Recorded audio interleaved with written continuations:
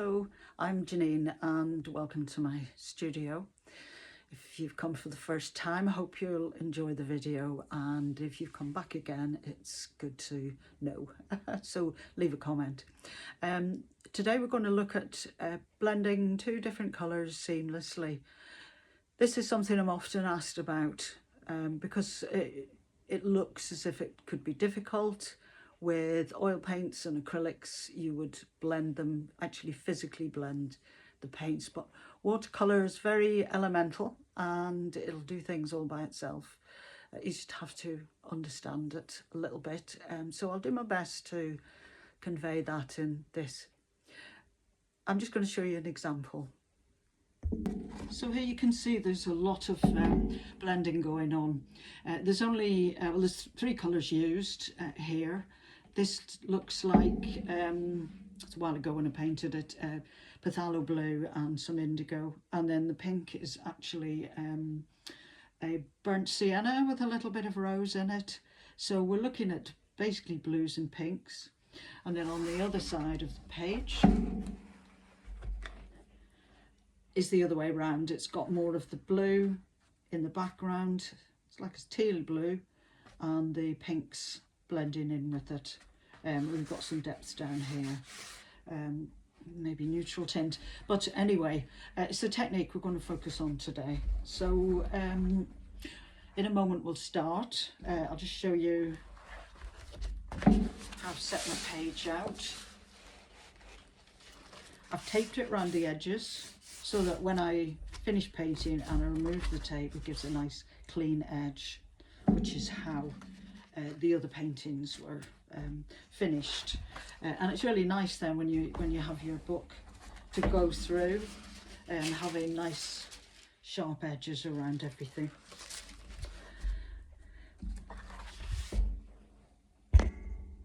I've got my palette set up with clean water to the side of it, and a couple of these little pots that I use when I want to mix a reasonable amount of water.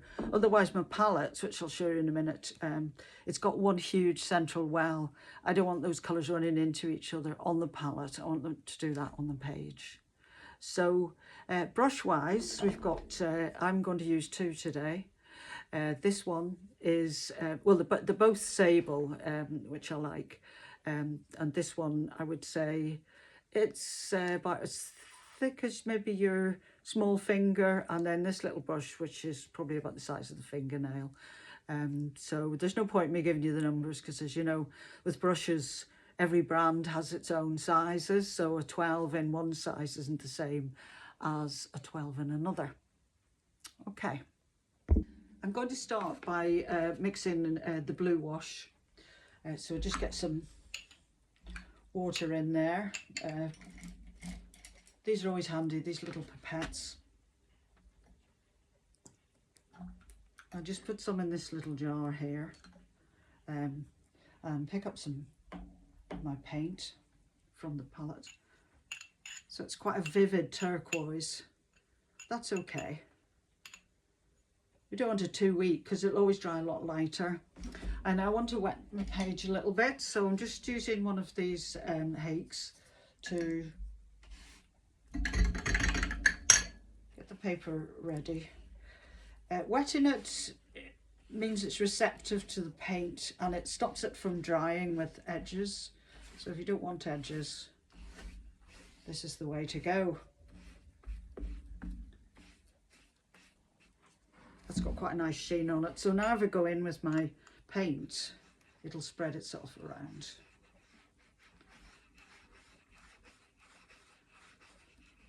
You can paint it on like this. I use the side of my brush.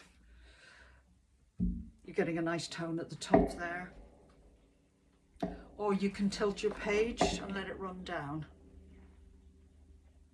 which will give you different tones and some direction to the flow of the water. I'm not going to go right to the bottom because we're going to have some sort of edge afterwards.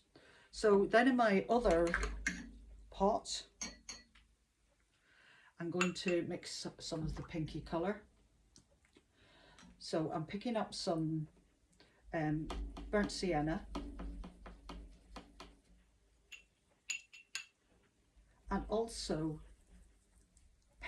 it's one of the perylene colours, so I'll have to check. I've done this in the spur of the moment today because it's raining, so I've ended up staying in. But basically any sort of burnt brown, toasty brown colour, and with some pink in it is ideal. So what you want to do then is really just drip this colour in. Just touch the page with the tip of your brush, and you can tap it in. That. There we go. Alizarin Crimson's quite a nice colour to use as well. I haven't got any out at the moment on this palette. My palette's always changing from one week to the next.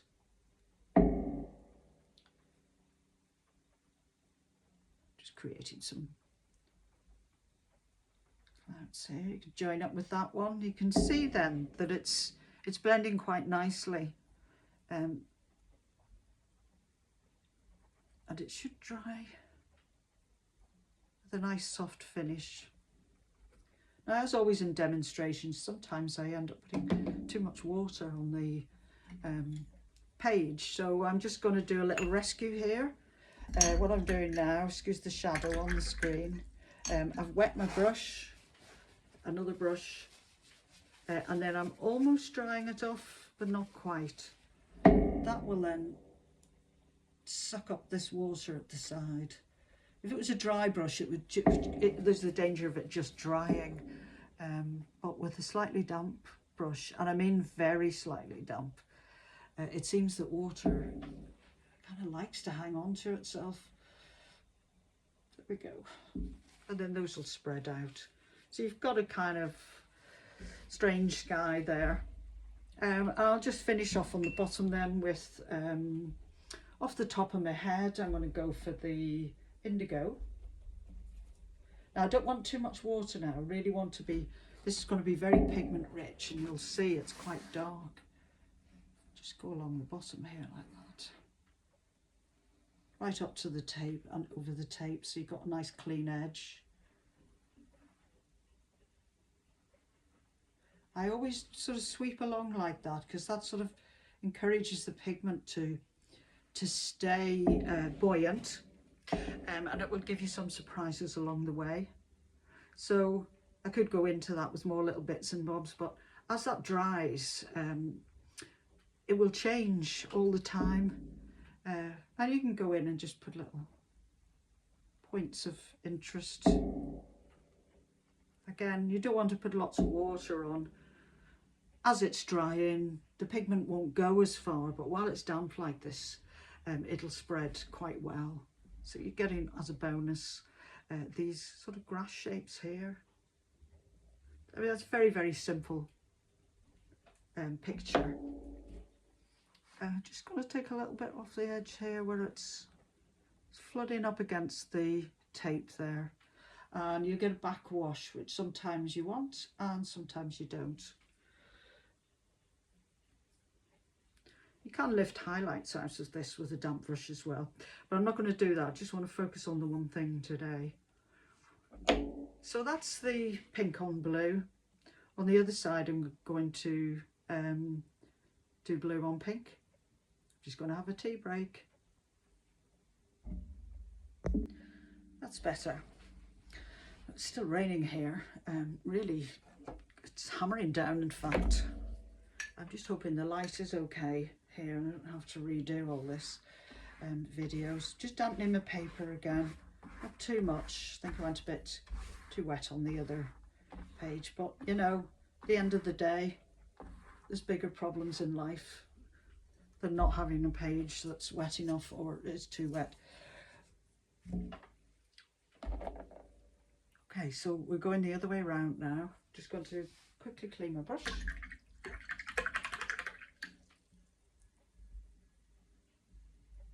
And this is the pink from earlier. I'm going to put a little bit of yellow into it just to zhuzh it up. This is Indian yellow going in to make it more peachy. No right and wrong. You could put magenta in and make it more of a kind of I don't know what you call it, cerise sort of colour, coral. Okay, here we go. So that's just one very wet brush. And this should make it, you don't have to start at the top, by the way. You can just start in the middle.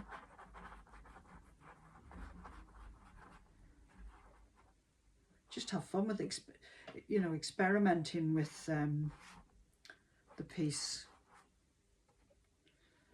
There's nothing worse if art becomes tedious to produce. You'll stop doing it, you won't enjoy it as much. I mean, that in itself is a little sort of monocolour painting. So I'm just going to switch over back to the blue. I'm going to put a little bit more pigment in it. Now this is a little sidetrack here, okay? And this is to do with the way that I've learnt to paint. If I just plonk a lot of very wet wash, as it's called, in there, in other words, if the ratio of pigment to water is quite small, it's going to give me some problems. It's not going to blend. It's going to end up just flooding the paper. So I'm adding more pigment as much as anything to get it to stay put. So I'm going to put some of this colour here in the lower half. I have to say, if I wasn't doing this demo, I quite liked it just the way it was, but you know, who knows what could come out of this. Imagine if this was my version of, I don't know, Constable's Hay Wain, and you've been here to watch me make it. That would be something, wouldn't it? Mad. We dream on anyway. I always seem to have other things going on in my life. I've not always painted as much as I thought I would, but it's something you have to accept sometimes. Oh, I'm enjoying this. So these are from memory, and I have a lot of memories of skies because I do like sitting looking at them. I'm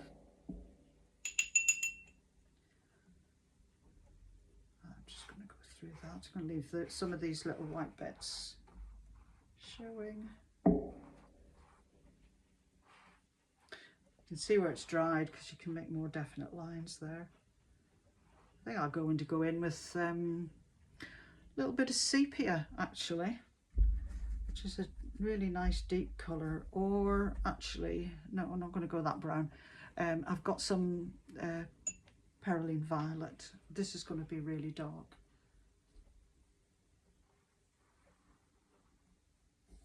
Some of this will spread, so we just vary it slightly. Okay, and that's all to do with how wet my brush is, how much I press down, how wet the surface is. There's lots of variables, but they all relate to water. And there's a handout on my website.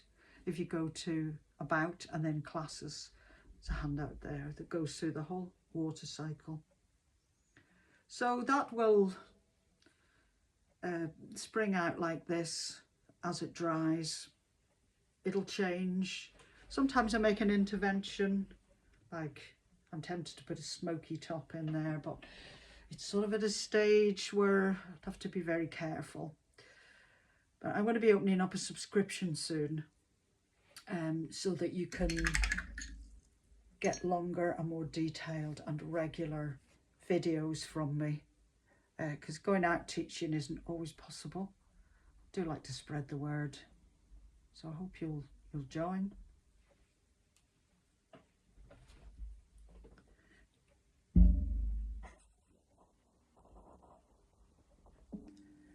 I'm just going to go and have another cuppa because I love a cuppa, and I'll be back in a little while when these have dried and I'll be able to show them to you.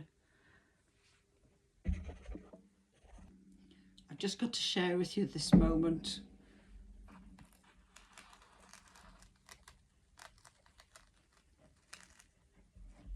Ooh. Off comes the tape.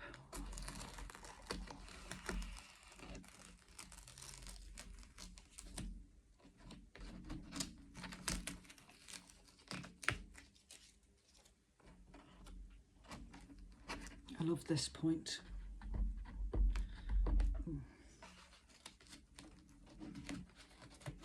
Unless it decides to stick to the page like this. Oh.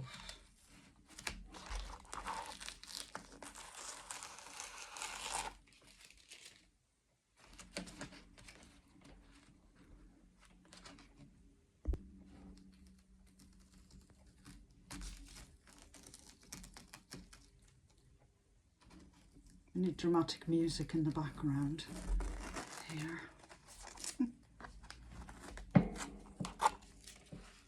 That's that one.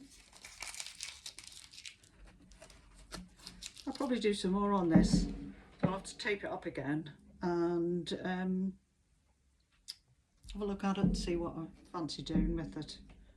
Very tempting to perhaps use a crumpled tissue.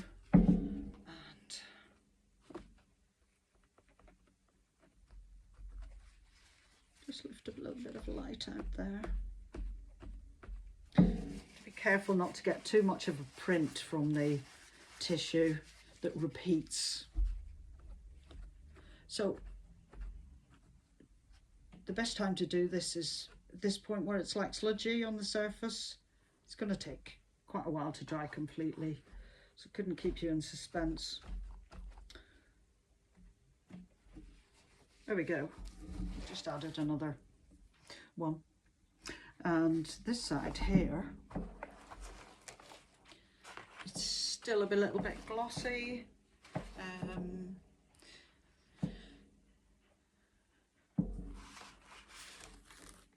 So I'll just take care, pull the tape away from the painting.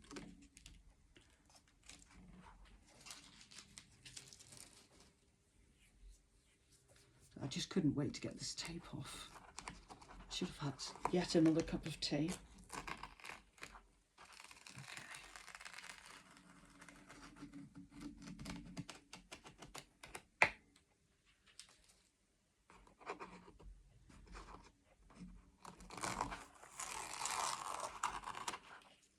Et voila. So there's lots of things happening there. There might be some clanking. If I just lower the camera down, you can see that there are some wispy bits here that have made themselves. And there's even light areas that it didn't involve any white paint whatsoever. A little bit that have got dried up, but I can fill that in when it's dry. So that, my friends, is how you get colours to blend in with each other without big muddy mess or having to physically blend them together. It's just different. It's coloured sand in water. That's what watercolour is. So if you have any questions, just hit the comments button and I'll get back to you. Have a lovely rest of the day, and hope it's a bit drier where you are. It's like, I think I need an arc. Bye.